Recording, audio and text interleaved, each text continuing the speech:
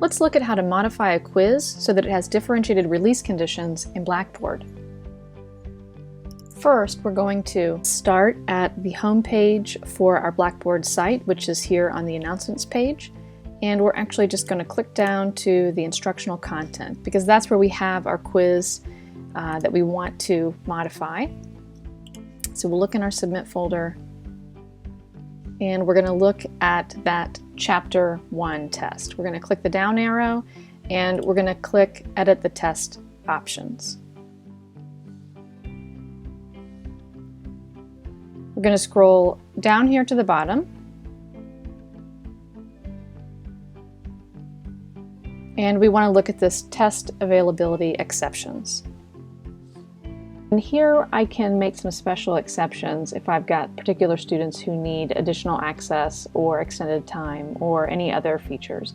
So a list of my students will pop up and I can go ahead and search students by their name and I can just input the student's last name here and click go and that will generate that list for me. The students will pop up and I'll click on that individual student's name and it's going to bring me back to this. So here I can change the number of attempts they get, I can change the time if they have extended time, and I can change that availability for the student as well. I can also extend the due date if I had a student traveling or going out of town for some reason.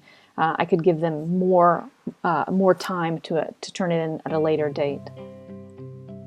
Here at the bottom, I can click when I want them to get their feedback. So I want students to just view it one time or after the due date. Since they can take it more than once, I want them to see the results after the due date, and then they can see all of the answers after they can't take it anymore.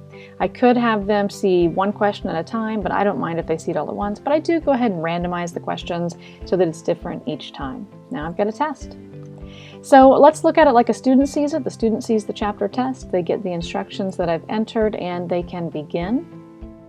And then once they begin, they see my description and instructions and they see the questions. So they click on their save and submit, and yes, they want to submit. They can see that the test has been saved and submitted, and then the student can see what their attempt was and they can see the answers, which ones were correct and which ones were not. So the student can click OK.